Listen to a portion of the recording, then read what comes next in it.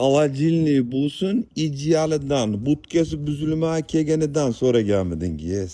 Mana yangi tushirdik Janubiy Koreyadan. Full komplektatsiyadagisi 2024 zavodskoy propan turbinali erta indinga yub taraf sizga videosini to'liq ma'lumot va narxi bilan yoritib beraman. Холодильникni qarang. Bunaqa butkani o'zim birinchi marta ko'ryapman. Mana bu sendvichlar ham boshqacha buni.